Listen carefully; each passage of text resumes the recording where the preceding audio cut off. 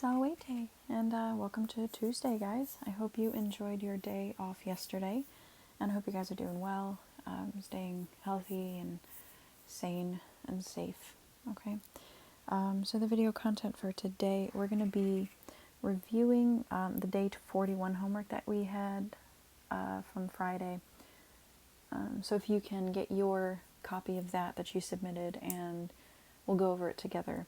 And I'll kind of talk you through some of the thought processes that you should be doing while translating. And, hopefully that'll help.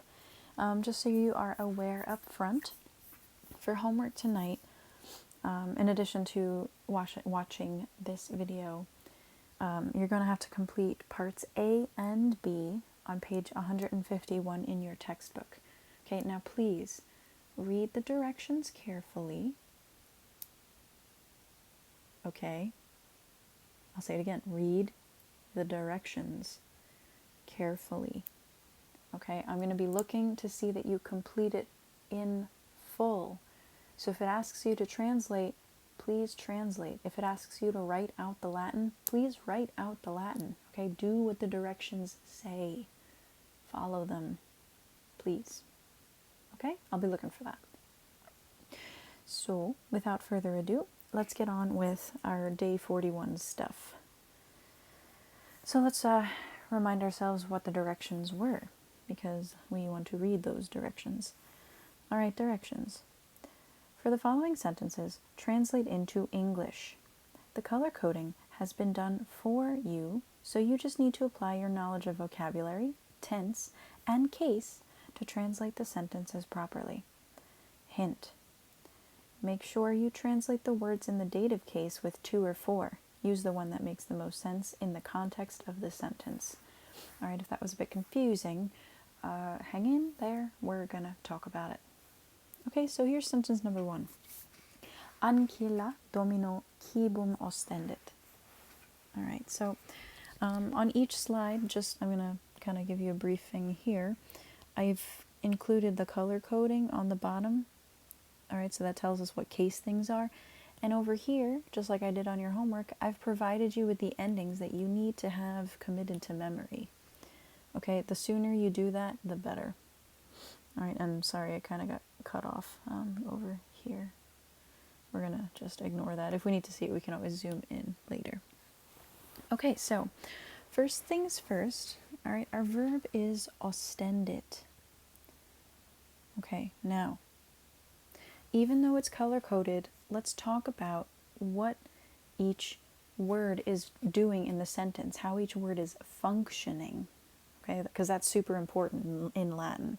Because remember, in English, right, you can just read from left to right without stopping, and the sentence will make sense, right? Word order is very important in English, but in Latin, word order doesn't necessarily help us, okay? We have to pay attention then to the endings, and that's going to tell us what things are doing, right? So what's the subject, what's the direct object, how do I know? The ending, all right? And sometimes you kind of have to puzzle it out and figure out which makes most sense, because oftentimes with translation, there is more than one correct way to do it. So you have to argue that, be able to argue it. Okay, but that's for later, that's for upper level stuff. But for now, we're kind of just with this this similar, very literal way of translating. Okay, so ostendet is our verb. Okay, now, ankilla ends in an A. All right, and I'll tell you that ankilla is a first declension noun. Okay, so we're going to be looking in this chart. Ankilla ends in an A. That's nominative, so we know that this is our subject noun. All right, now domino. Well, okay, so we've got our subject noun, we've got our verb. Now let's take a look at quibum. All right, quibus, quibi, is a second declension masculine noun. So we're going to be looking in this chart. Um, you'll notice, is right here. That's accusative. Okay, so we've got our nominative, we've got our accusative. Accusative as we see down here, is for our direct object. Okay? Now, domino. Now, domino comes from the Latin dominus, domini, masculine. Okay? So we're still in this chart here. Now, let me get rid of this for a minute so we don't get distracted by anything. Okay. Domino ends in O. It can either be dative or ablative. Okay? But sense tells us that in this particular time, we haven't learned the ablative yet. So it's going to be dative, all right? And dative is what we're focusing on. And with our color coding, if you look down here, the dative case shows us our indirect object. Okay? So that's what we're working with. Now, let me delete that because it's going to bug me. Goodbye. All right. So now let's translate. Okay? Question. Can I translate from left to right without stopping? No way, Jose. Okay? I have to just puzzle this out. I have to piece it together and make sense of it. Okay? That's why Latin is really cool. It's like a mental puzzle. It's kind of like a game, actually. Maybe that's why I like it so much. Anyway. Scratching my eye. It's itchy. Okay, so Ankyla. The maidservant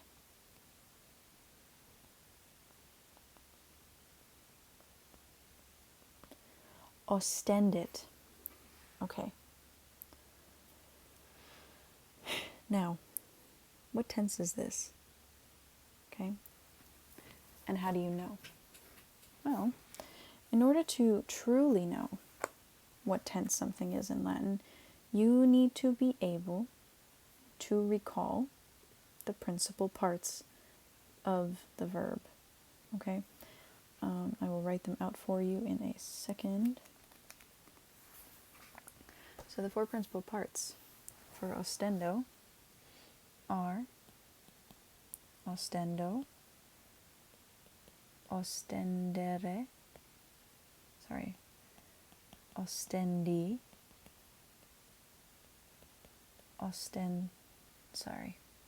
ostensus. Okay, now, how do I know what this is? Well, let's take a look. If it's ostend, well, alright, sorry, I'm having like a major brain fart right now. Okay, let's try this again. It depends on the stem. Okay, the stem is what's going to really help us here. So if it's one of these tenses, we need our second principal part. So the stem is going to be ostende, and then your ending, right? But for the perfect, your stem is going to be from the third principal part. So your stem is ostend. Okay? It's not ostende, it's ostend, eat. So therefore, now we need this. All right? We're in the perfect tense here. Okay? So that is the simple past. So the maidservant showed the kibum, the food, domino, to the master. Okay, now quick question. In the directions I said, when you see a dative, translate it with to or for. What that means is, would it make sense if in this sentence I were to say, the maidservant showed the food for the master? That could make sense, but you'd need a general context, and I think to sounds better here. Okay, right? Showing something to the master rather than showing something for the master. Okay, that would be like showing something on behalf of him. Right? Okay. to kind of further illustrate that, I guess. Like if we were reading a story about Caecilius and Melissa, right? The slave Melissa, remember her? So Caecilius gets upset with Melissa that, she is a horrible cook, so he sends her to cooking school. And then she learns everything, and then she comes home to Caecilius, and she shows the food to him. Okay, right? Then we would know to translate it with to. But let's say we're reading a story about Caecilius and Melissa again, and they go to the forum together, and he tells her to show, the food to somebody else on behalf of him, for him, right? That would be, a different context. So that's just an example of how to know the difference between whether to translate the dative with to or for. Okay, it's all about context and whichever one makes more sense with the verb. All right. So here we've got showing. You show something to someone generally, but you can show something for somebody sometimes. Okay. Number 2. Agricola uxori annulum amit. All right, so let's talk about what we've got here. Our verb is amit. And that's going to be so our subject noun is agricola. That's a first declension noun. Agricola, agricolae.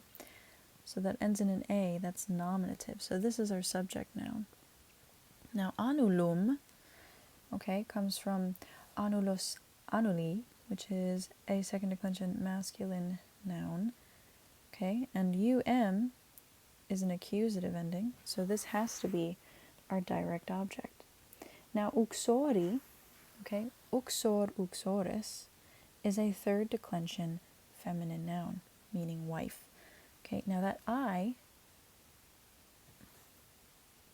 that's dative. Okay, so we've got our IO right here. Okay, so let's translate now. The agricola, the farmer, amit. Okay, now what tense is this? Okay, again, you need to know your principal parts. All right, so the principal parts for this verb are emo, emere, emi, emptum, or emptus. Okay, now if the stem, actually, interestingly enough, in this particular instance, the stem for both, so amit can be either perfect or present, just in this particular instance. Okay, so whichever one makes more sense. That happens sometimes. We don't have to go into that just right now, but okay. So the farmer. Let's make it perfect. The farmer bought an annulum, a ring. Okay, now the dative, remember we're going to translate it with to or for. Okay, so uxori, the farmer bought a ring for his wife. Okay? Right, so that's that translation.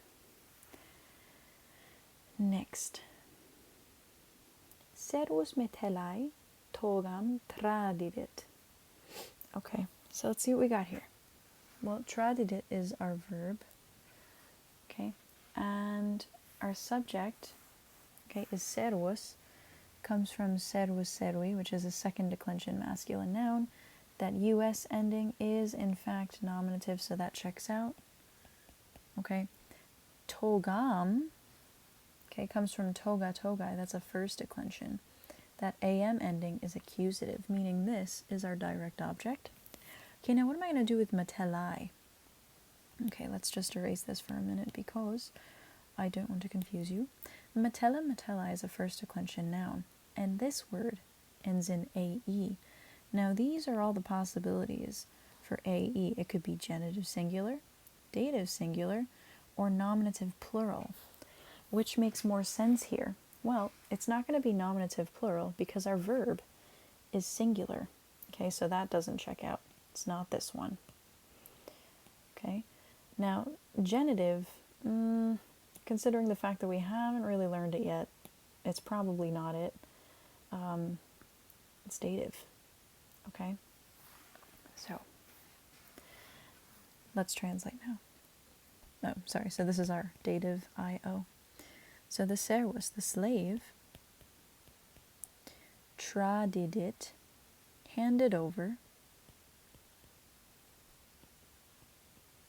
the togam, the toga, metellai.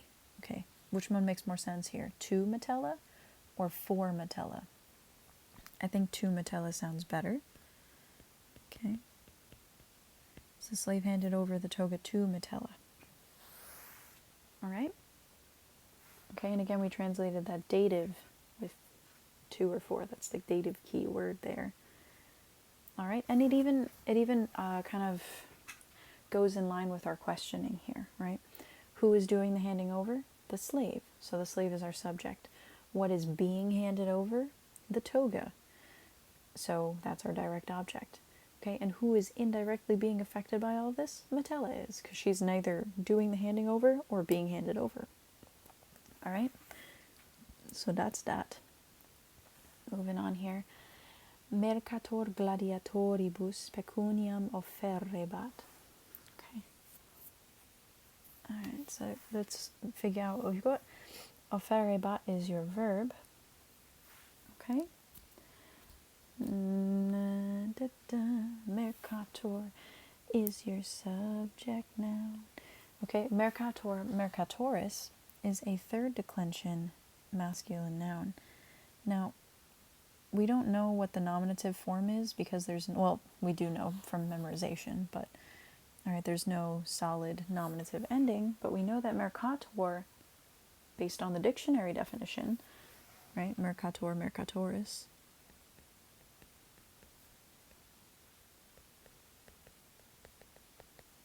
okay, that's the nominative form right there. So they've given it to you in the dictionary form. That's why I have you memorize the dictionary form. Isn't that tricky? Wow, Miss Slade, cool.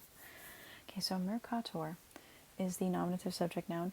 Pecuniam, okay, comes from pecunia, pecuniae. That's a first declension noun. And that am ending is in fact accusative. Accusative is our direct object. Okay, now gladiatoribus, okay, gladiator, gladiatoris is the third declension noun, right, which means we're going to be functioning in this chart right here. Now, IBUS is plural, and it can either be dative or ablative. Okay, now considering the fact that we haven't really learned the ablative yet, and there is a verb of offering here, okay, we probably want our dative. So let's translate what we got. So gladiatoribus is probably your IO. So the mercator, the merchant, offerebat. Okay, now what tense is this? How am I going to translate that? Oh, be careful. Yes, it's imperfect, because check it out, it's got that bot in it.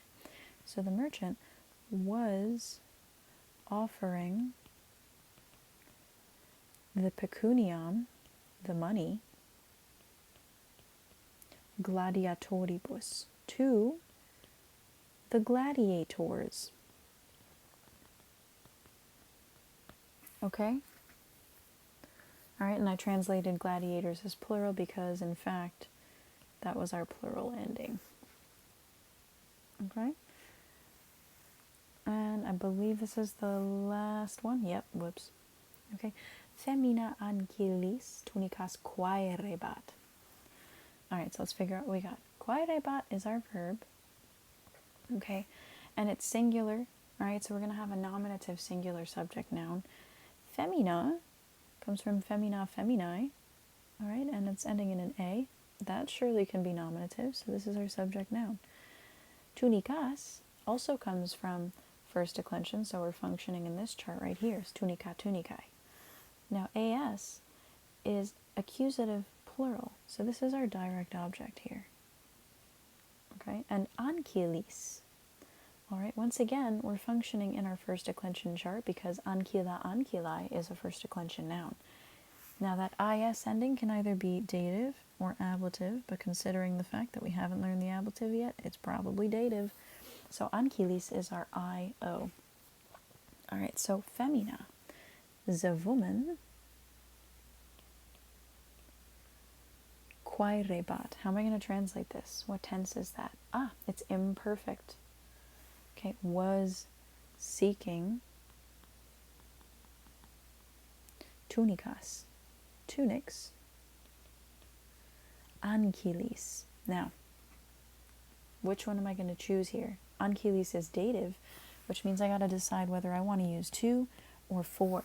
Which one makes more sense? The woman was seeking tunics to the maidservants, or the woman was seeking tunics for the maidservants?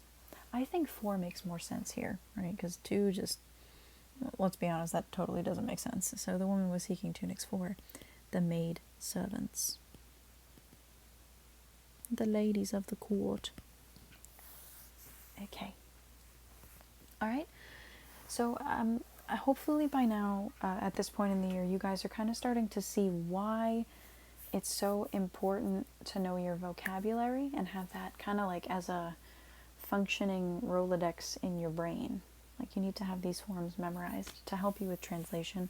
And hopefully you're also seeing why it's important to know your endings, okay?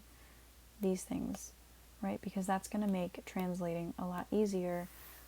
And Latin is very much a language where you need to be able to sit there and puzzle it out and explain why you translated something the way you did. You can't just kind of like go for it, okay? I mean, you can, but usually you're not going to come to the right conclusion that way.